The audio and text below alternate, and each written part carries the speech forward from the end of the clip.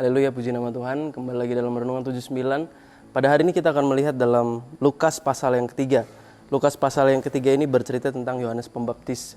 Dan banyak nasihat-nasihat yang bisa kita ambil daripada perkataan-perkataan daripada Yohanes Pembaptis tersebut. Nah, contohnya dalam ayat 8 sampai ayat yang ke-9. Nanti kita akan baca seterusnya sampai ayat yang ke-14. Tapi kita akan mulai dari ayat 8 sampai 9. Lalu ia berkata kepada orang banyak yang datang kepadanya untuk dibaptis. Katanya, "Hai kamu keturunan ular beludak, siapakah yang mengatakan kepada kamu melarikan diri dari murka yang akan datang? Jadi hasilkanlah buah-buah yang sesuai dengan pertobatan." Di sini Yohanes mengatakan bahwa kita tidak bisa lari daripada penghukuman Tuhan. Kita tidak bisa sembunyi daripada penghukuman Tuhan. Seberapa usaha kita untuk menyembunyikan dosa kita, tidak ada yang tersembunyi di hadapan Tuhan.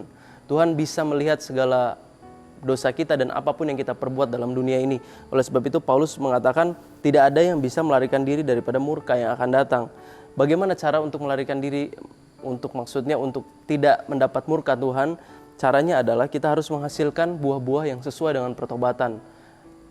Dalam Mazmur 50 ayat 21 sampai 22, "Itulah yang engkau lakukan, perbuatan-perbuatan jahat, tetapi aku berdiam diri, engkau menyangka bahwa aku ini sederajat dengan engkau. Aku akan menghukum engkau dan membawa perkara ini ke hadapanmu. Perhatikanlah ini, hai kamu yang melupakan Allah, supaya jangan aku menerkam dan tidak ada yang melepaskan." Jadi ketika kita berbuat dosa, ketika kita melakukan kesalahan, ketika kita tidak menghasilkan buah-buah pertobatan dan seolah-olah Tuhan tampak diam saja, itu sebenarnya Tuhan sedang menunggu waktu yang tepat untuk menghukum kita jika kita tidak bertobat. Oleh sebab itu, nasihat dari Yohanes itu perlu kita ambil dan perlu kita terapkan dalam kehidupan kita. Dan nasihat-nasihat itu adalah dalam ayat yang ke-10. Jadi pada waktu itu banyak orang, ketika Yohanes berkhotbah kepada banyak orang, orang-orang mulai bertanya, apa yang harus mereka perbuat untuk menghasilkan buah-buah pertobatan? Apa yang mereka harus perbuat untuk menyenangkan hati Tuhan, untuk melakukan kebaikan?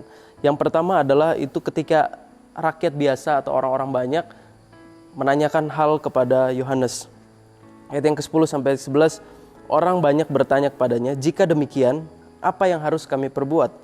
Jawabnya, "Barang siapa mempunyai 2 helai baju, hendaklah ia membagikannya dengan yang tidak punya. Dan barang siapa mempunyai makanan, hendaklah ia juga berbuat demikian." Jadi pertanyaan yang pertama dari orang banyak itu, bagaimana mereka bisa bertobat? Dan jawaban dari Yohanes adalah untuk saling membagikan. Artinya kita saling menutupi kekurangan satu sama lain dengan kelebihan-kelebihan yang kita punya. Orang yang miskin atau orang yang berkekurangan bisa kita bantu dengan apapun yang kita punya, dengan harta yang kita punya, dengan kelebihan yang kita punya, kita bisa bantu untuk menutupi kekurangan sesama. Itulah nasihat daripada Yohanes. Karena dalam gereja mula-mula pada waktu gereja pertama kali didirikan pada waktu itu, jemaat-jemaat saling berkumpul dan mereka tertulis dalam Kisah Para Rasul, di situ dikatakan segala kepunyaan mereka adalah kepunyaan bersama. Mereka juga menjual harta miliknya lalu membagi-bagikannya kepada semua orang sesuai dengan keperluan masing-masing. Jadi kehidupan gereja mula-mula pada zaman kerasulan pada waktu itu, mereka hidup satu sama lain, saling membagikan satu sama lain, saling memberikan dukungan, memberikan bantuan satu sama lain, terutama bantuan-bantuan secara jasmani. Dan itu yang terjadi dalam gereja mula-mula. Dalam Yakobus 2 ayat 14 sampai 16, kita pasti sering mendengar cerita atau firman tentang iman tanpa perbuatan hakikatnya adalah mati. Tapi apa maksudnya dari itu? Kita akan melihat ayat 14, "Apakah gunanya, saudara-saudaraku, jika seorang mengatakan bahwa ia mempunyai iman padahal ia tidak mempunyai perbuatan, dapatkah iman itu menyelamatkan dia? Jika seorang saudara atau saudari tidak mempunyai pakaian dan kekurangan makanan sehari-hari, dan seorang dari antara kamu berkata, 'Selamat jalan, kenakanlah kain panas dan makanlah sampai kenyang,' tetapi ia tidak memberikan kepadanya apa yang perlu bagi tubuhnya, apa gunanya itu?" Jadi perbuatan kasih atau mengasihi sama, saling berbagi, itu harus lebih daripada sekedar simpati, tetapi harus berupa empati, berupa tindakan yang kita lakukan kepada orang banyak. Karena di sini ditulis, kita mungkin bisa mengasihani orang lain, kita mungkin bisa melihat kesusahan orang lain dan kita berkata, atau mungkin kita juga mendoakan orang lain. Tapi yang terutama di sini dalam kitab Yakobus dikatakan bahwa kita harus melakukannya dengan tindakan. Iman tanpa perbuatan itu sama saja percuma. Itu yang dimaksudkan dalam ayat Alkitab. Jadi tidak ada gunanya ketika kita hanya sekedar berbicara kepada orang-orang tentang saya dukung kamu, saya support kamu, tapi kita tidak membantunya. Itu Yakobus atau Alkitab mengatakan bahwa tidak ada gunanya. Jadi menutupi kekurangan satu sama lain itu harus berupa tindakan. Lalu nasihat Yohanes kepada orang-orang pada ayat yang ke-12 sampai 13, ini nasihat kepada pemungut-pemungut cukai. Ayat 12, ada datang juga pemungut-pemungut cukai untuk dibaptis dan mereka bertanya kepadanya, "Guru, apakah yang harus kami perbuat?" Jawabnya, "Jangan menagih lebih banyak daripada yang telah ditentukan bagimu." Jadi nasihat yang kedua adalah mengerti dengan keadaan sesama. Ketika pada waktu itu pemungut cukai mereka menerima suap, sehingga ketika mereka menerima suap mereka melakukan ketidakadilan atau mereka melakukan korupsi, dan itu kita tidak mengerti keadaan satu sama lain. Tapi Yohanes menasihatkan kita untuk mengerti keadaan satu sama lain, bahwa ada orang-orang yang berkekurangan di luar sana dan kita tidak boleh mementingkan kehidupan kita sendiri. Amsal 15 ayat 27, "Siapa loba akan keuntungan gelap mengacaukan rumah tangganya, tetapi siapa membenci suap akan hidup." Keluaran 23 ayat 8, "Suap janganlah kau terima, sebab suap membutakan mata orang-orang yang melihat dan memutarbalikan perkara orang-orang yang benar." Jadi ketika kita digoda atau ketika kita ada kesempatan untuk menerima suap atau untuk melakukan korupsi, kita tidak boleh melakukan hal itu. Karena hal demikian itu tidak ada pada Tuhan kita. Seperti dalam 2 Tawarik pasal 19 ayat 6 sampai ke 7, Samuel berpesan bahwa pertimbangkanlah apa yang kamu buat itu pada waktu itu kepada orang-orang yang menerima suap dan melakukan hal-hal seperti korupsi. Pertimbangkanlah apa yang kamu perbuat, karena bukanlah untuk manusia kamu memutuskan hukum, melainkan untuk Tuhan yang ada beserta kamu bila kamu memutuskan hukum.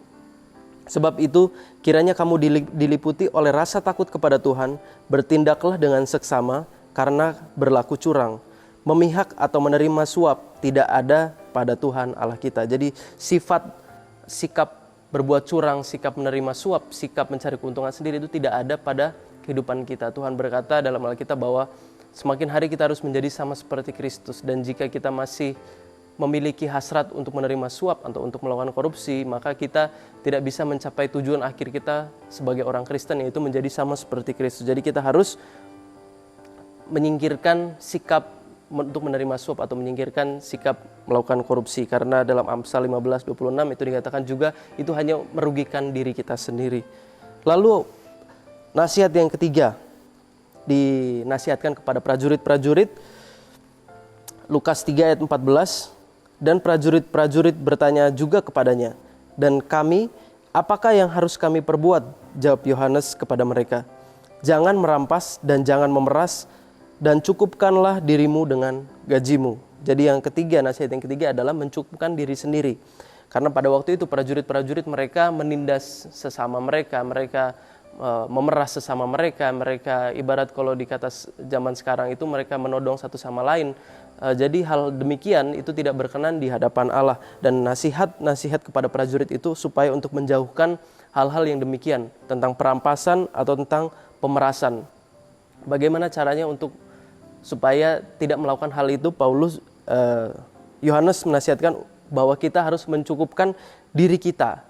Kita harus mencukupkan diri kita harus puas dengan berkat apa yang kita terima daripada Tuhan. Karena berkat yang kita terima daripada Tuhan, itu semua sudah diatur oleh Tuhan untuk kebaikan kita sendiri. Jika kita siap menerima berkat yang lebih, maka Tuhan juga akan memberikan berkat yang lebih dalam kehidupan kita. Imamat 19 ayat 13, "Janganlah engkau memeras sesamamu manusia, dan janganlah engkau merampas. Janganlah kau tahan upah seorang pekerja harian sampai besok harinya." Filipi 4 ayat 11 dan 13, Paulus juga pernah merasakan kekurangan, Paulus juga pernah merasakan kesusahan, tapi dia tidak memeras orang lain, dia tidak menyusahkan orang lain, dia tidak menindas orang lain. Dan pada ayat yang ke-11 dikatakan, "Kukatakan ini bukanlah karena aku kekurangan, sebab aku telah belajar mencukupkan diri dalam segala hal. segala perkara dapat kutanggung di dalam Dia yang memberi kekuatan kepadaku. Jadi ketika kita memiliki kekurangan, ketika kita merasa bahwa berkat-berkat yang kita terima tidak cukup, kita harus belajar mencukupkan diri kita dan belajar mensyukuri apa keadaan kita sekarang. Dan jika kita mengalami tantangan, keuangan, apapun itu, kita menyerahkan segala perkara kita di dalam Tuhan. Karena Tuhan yang akan memberikan kita kekuatan. Jadi inti daripada nasihat-nasihat Yohanes ini adalah untuk mengasihi sesama, peduli dengan sesama. Itulah buah-buah hasil pertobatan, di mana orang-orang hidup penuh dengan ketentraman, tidak ada yang merasa dirugikan dan tidak ada yang merasa diuntungkan. Semua orang merasakan kasih yang sama rata. Itu yang Yohanes inginkan dalam kehidupan orang Kristen. Jadi kita harus berbuat baik supaya kita jangan dijatuhi oleh hukuman. Jangan sampai kita disebut dalam Alkitab seperti ular beludak. Tapi kita adalah anak-anak Tuhan yang harus mencari Tuhan, mencari kebenarannya dan melakukan kebenarannya. Tuhan Yesus memberkati. Itulah firman Tuhan dan renungan pada hari ini. Kita akan berdoa. Terima kasih Tuhan, terpujilah nama-Mu. Kau adalah Maha Pengasih dan Penyayang Tuhan. Kiranya kasih-Mu itu juga ada dalam bagian dari kehidupan kami, supaya kami dapat mengasihi sesama, supaya kami juga dapat memiliki hati untuk berbuat baik kepada sesama. Berikanlah kami kekuatan untuk melakukan segala firman-Mu. Dalam nama Tuhan Yesus Kristus. Haleluya. Amin.